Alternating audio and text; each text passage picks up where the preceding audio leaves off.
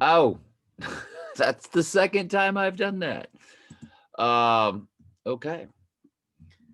I click it and I'm daydreaming about something else. And the angel, which I saw stand upon the sea and upon the earth, which remember had a lot of characteristics of Jesus. Not saying let's keep reading. See upon the lifted up his hand to heaven and swear by him that liveth forever and ever, who created heaven and the things therein, and the earth and the things that are in, and the sea and the things which therein, there should be time no longer. Oops. Oopsie daisy. Yeah, this is the wrath of God. And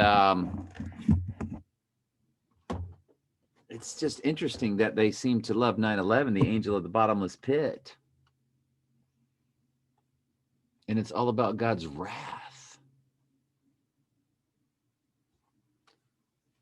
So it's almost like they're following God's timeline, which we know God's ordained the end from the beginning. He says, I create evil, I create darkness, I, the Lord, do all these things. And he says, I even created the for the day of evil. So I stumbled through that one. So I'm going to go ahead and bring that one up for us.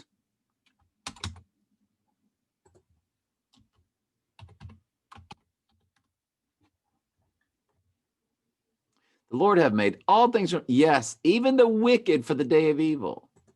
So God's planned that out.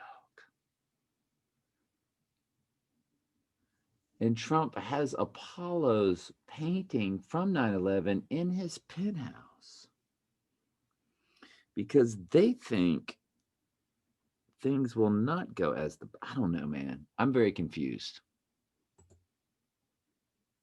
We're in confusing times. But God's ordained everything. So 9/11 occurred on 9/11 because that's when God ordained it would be. But of course, Satan runs his evil world for him because God can't have anything to do with evil per se. So Satan does it. See, God creates the evil, so the evil takes place. Anyway, there should be time no longer, but in the days of the voice of the seventh angel, when he shall begin to sound, remember, at the last trump, we are all changed. The mystery of God should be finished, and he have declared to his servants, the prophets.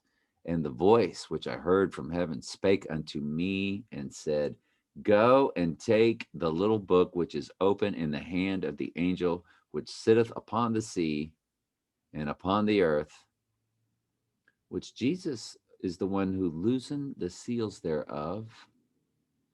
But this is the little book. This might not be the book of, and I don't have time to go get into that, and I should. So y'all research that because remember, that was not a little book. And I went unto the angel and said unto him, Give me the little book. And he said unto me, Take it and eat it. It shall make thy belly bitter, but it shall be in thy mouth sweet as honey. And I took the little book out of the angel's hand and ate it up. By the way, my friend Angel came up with something yesterday, and I want to share it now so I don't forget it. Hang on a second. How come I can't get in there? And okay. So Angel Marie made a message. Good study. Love to hear about fire baptism. So Luke 7:28.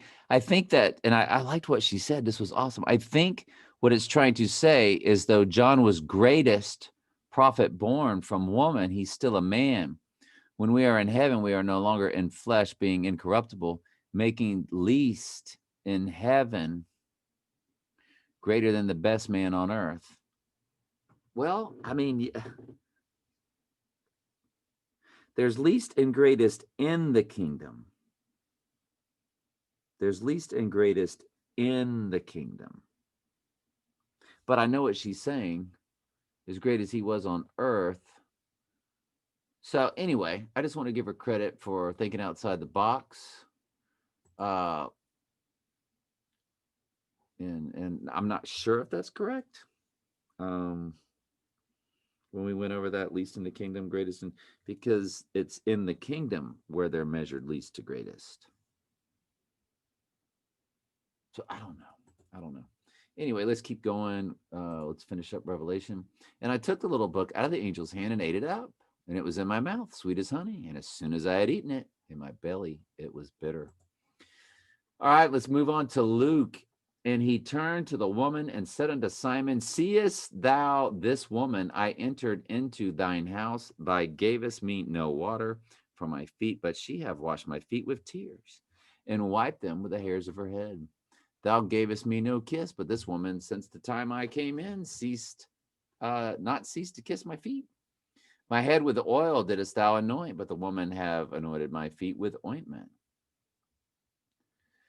Wherefore I say unto thee, her sins, which are many, are forgiven. Now, she will be living a repentant life. Don't be fooled. God has turned her. For she loved much, but to whom little is forgiven, the same loveth little. And I said unto her, thy sins are forgiven. And they said that sat at meat to him began to say to themselves, who is this that...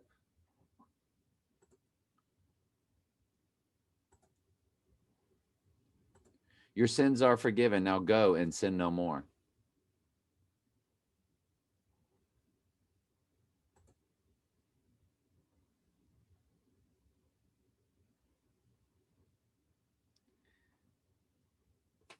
She said, no man, Lord. And Jesus said unto her, neither do I condemn thee.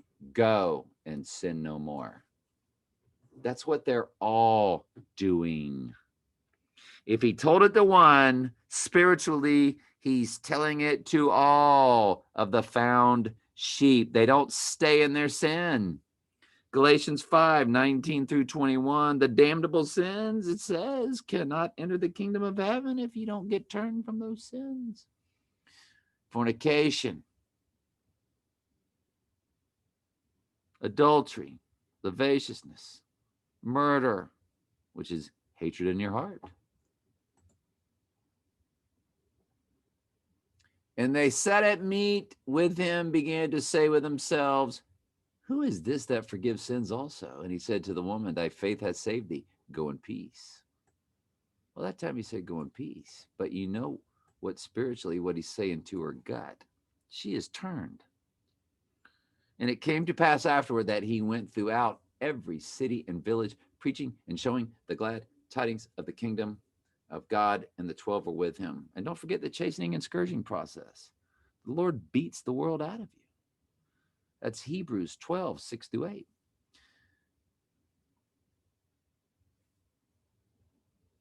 Glad tidings of the kingdom, and the 12 were with him. And a certain woman which had been healed of evil spirits and infirmities, Mary called Magdalene, of whom went 7 devils, and Jonah, the wife of Chuza, Herod's steward, and Susanna, and many others which ministered unto him of their substance. I love y'all.